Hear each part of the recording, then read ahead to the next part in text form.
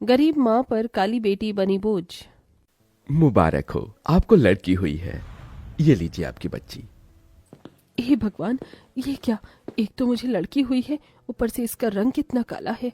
अगर माँ जी ये इन्होंने इसे देख लिया तो न जाने क्या होगा।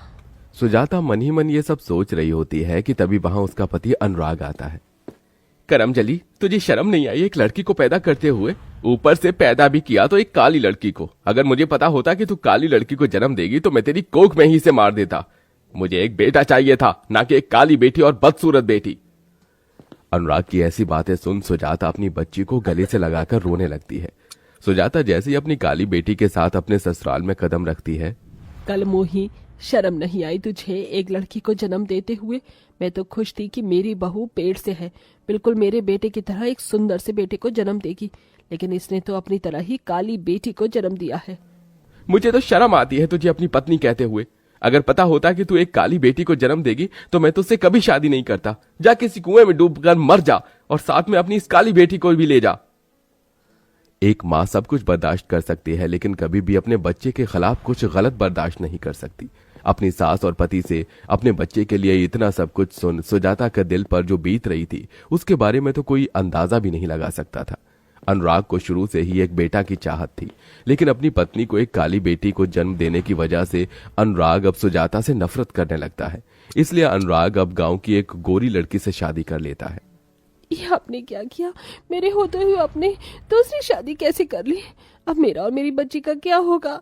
आप ऐसा कैसे कर सकते हो? तुझे क्या लगता था कि मैं तेरे और तेरी इस काली बेटी के साथ जिंदगी भर रहकर अपनी पूरी जिंदगी बर्बाद करूंगा? इसलिए मैंने किरण से शादी कर ली है। मुझे पूरा भरोसा है कि किरण एक बेटे को ही जन्म देगी, इसलिए मैं किरण के साथ हमेशा हमेशा के लिए ये गांव छोड़कर जा रहा हूं। अनुराग दूसरी शादी कर हमेशा हमेशा के लिए गांव छोड़कर चला जाता है।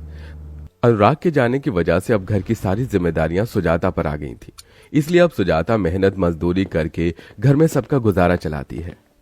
मिल गया तुझे चैन, पड़ गई तेरे कलेजे को ठंडक। अगर तू इस काली बेटी की जगह एक बेटे को जन्म देती तो मेरा बेटा मुझे कभी छोड़कर नहीं जाता।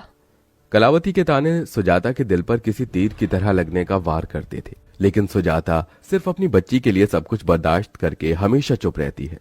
ऐसे ही समय बीतता रहता है और सुजाता की बेटी पूरे 6 साल की हो जाती है। माँ, आप कहाँ गई थी? मैं कब से आपका इंतजार कर रही थी। बेटा, आज काम करते हुए फैक्ट्री में मेरे पैर में चोट लग गई थी, इसीलिए आने में देरी हो गई। तू भले ही दुनिया की नजरों में सरस्वती बनने का ढोंग कर ले, लेकिन तेरी सारी सच्चाई मैं जानती हूँ। तू आज इस चोट की वजह से लेट नहीं हुई है, बल्कि तू तो किसी के साथ अपना मुंह काला कर रही थी। माँ जी, आप होश में तो हैं क्या?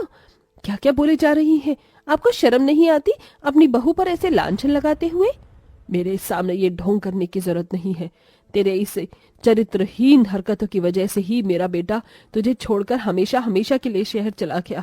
मैं जानती हूँ रोज रोज तुझे घर आने में देरी क्यों हो जाती है। हर रोज किसी आदमी के साथ गुलछर्रे उड़ाकर अपना मुंह जो काला करती है। हे भगवान, ऐसे शब्द सुनने से पहले तूने मुझे अपने पास क्यों नहीं बुला लिया? ये काली बेटी तो मेरी जिंदगी में बोझ बन गई है। जब से ये पैदा हुई है तब से मुझे क्या क्या नहीं सहना पड़ रहा। सुजाता का जिंदगी का हर एक दिन उसके लिए किसी मौत से बढ़कर था, लेकिन अपनी बेटी की शक्ल देख देख कर सुजाता हार नहीं मानती और दिन रात मेहनत करके अपनी बेटी को पढ़ाती है। ऐसे ही समय गुजरता है और अब काजल बड़ी हो जाती है। माँ देखो, मैंने पूरी कॉलेज में टॉप किया है। मैं जानती ही थी कि मेरी काजल ही पूरे कॉलेज में टॉप करेगी। अब आप देखना कि मुझे किसी बड़ी कंपनी में नौकरी मिलेगी और फिर आप, मैं और दादी इस छोटे से घर को छोड़कर एक बड़े से घर में रहेंगे। बस बस, ये झूठे सपने दिखाने की कोई जरूरत नहीं है। तो जैसी काली बदसूरत को कोई अपनी कंपनी में नौकरी तो देना दूर, कंपनी के आसपास भी भटकने भी नहीं देगा। सुजाता, मेरी मान तो अपनी इस काली बदसूरत बेटी की शादी कर दे। मुझे तो इसकी शादी होना भी नामुमकिन सा लगता है। इसकी इस काली भयानक शक्ल को देखकर तो कोई भी इसे अपनी बहू नहीं बनाना चाहेगा।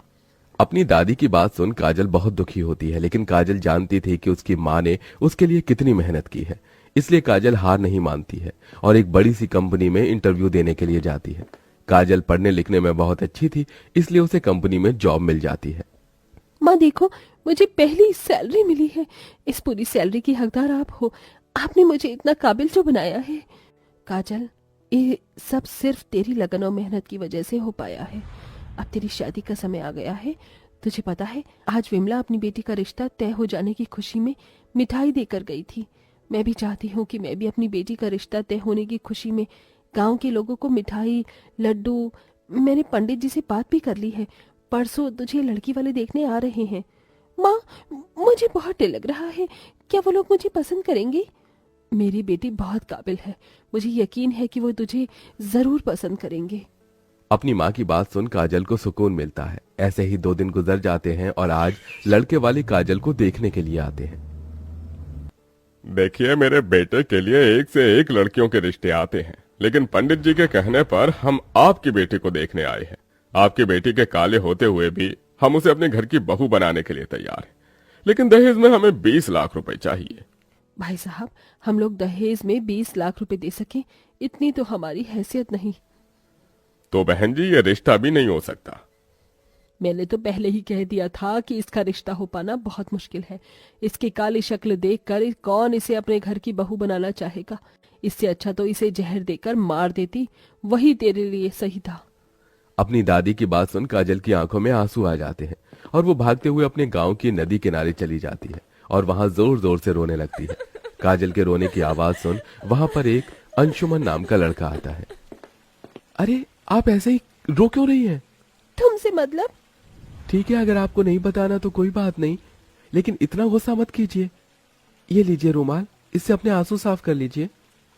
अंशुमन काजल को रुमाल देकर वहां से चला जाता है और पेड़ के पीछे छुपकर काजल को देखने लगता है। ऐसे ही समय गुजरता रहता है और आज फिर एक बार काजल को देखने के लिए रिश्ते वाले आते हैं। अगर हमें पता होता कि आपकी बेटी ने इतनी काली है और बदसूरत है तो हम कभी भी यहाँ नहीं आते। हे भगवान, अब मैं क्या करूं? मेरी बेटी के काले रंग की वजह से इसका कहीं पर भी रिश्ता नहीं हो पा रहा है। ये जब से पैदा हुई है तब से मेरे ऊपर बोझ बन गई है। न जाने कब इसकी शादी होगी।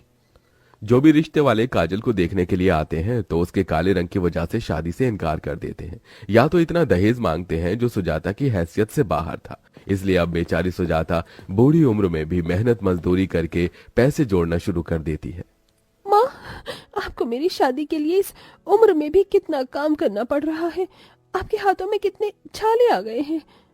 अपनी माँ को इतनी मेहनत करता देख काजल से रहा नहीं जाता। इसलिए अब काजल भी ऑफिस के साथ साथ गांव में अपनी माँ से छुपकर बच्चों को ट्यूशन पढ़ाना शुरू कर देती है और अब काजल भी अपनी माँ की तरह धीरे धीरे पैसे जोड़ती है। अरे यार, 9 बज गए हैं और ये अभी तक आई नहीं। अंशुमन ने जब से काजल को देखा था तब से अंशुमन काजल को पसंद करने लगा था। अंशुमन को काजल के काले रंग से कोई भी दिक्कत नहीं थी। वो तो अब उसे बेपनाह मोहब्बत करने लगा था। पापा, आपने सोच भी कैसे लिया? मैं इस काली कल मुही से शादी करने के लिए तैयार हो जाऊंगा। चलिए यहाँ से। आज फिर एक बार और काजल के काले रंग की वजह से उसका रिश्ता नहीं हो पाता। काजल अब इन सब चीजों को और बर्दाश्त नहीं कर पाती, इसलिए गांव की नदी किनारे जाकर काजल नदी में खुद की आत्महत्या करने ही वाली होती है कि तभी वहां अंशुमन आता है और काजल को ये सब करने से रोकता है। तुम पागल तो नहीं हो गई हो? हाँ, अगर मेरी जगह कोई होता तो वो तो कब का आत्महत्या कर चुका होता।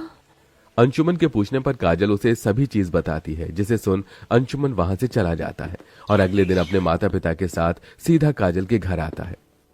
मैं जानता हूँ तुम मुझे यहाँ देखकर बहुत हैरान हो। काजल, मैं तुमसे बहुत प्यार करता हूँ और जब से मैंने तुम्हें देखा तुम्हें चाहने लगा हूँ। मैं तुम्हारे साथ शादी करके अपनी पूरी जिंदगी तुम्हारे साथ बिताना चाहता हूँ। अंशुमन की बात सुन काजल की आंखों में आंसू आ जाते हैं, जिसके बाद काजल इस रिश्ते के लिए हाँ कर देती है और कुछ दिनों में अंशुमन और काजल की शादी हो जाती है। अंशुमन सुजाता से 1 रुपया भी दहेज में नहीं लेता है। बेटा, तुमने मेरे सीने के बोझ को हमेशा हमेशा के लिए खत्म कर दिया। मैं कभी सपने में भी नहीं सोच सकती थी कि मेरी बेटी को इतना प्यार करने वाला जीवन साथी मिलेगा। काजल नम आंखों से उसे अपनी माँ से विदा लेती है और अंशुमन के साथ एक नई जिंदगी शुरू करती है। शादी के बाद भी काजल जॉब करना नहीं छोड़ती और दिन रात मेहनत करते इतने पैसे जोड़ती है कि वो अब अपनी माँ और दादी को तोहफे में एक बड़ा सा घर देती है। अपनी पोती की इतनी तरक्की देख कलावती को भी अपनी गलती का एहसास हो जाता है।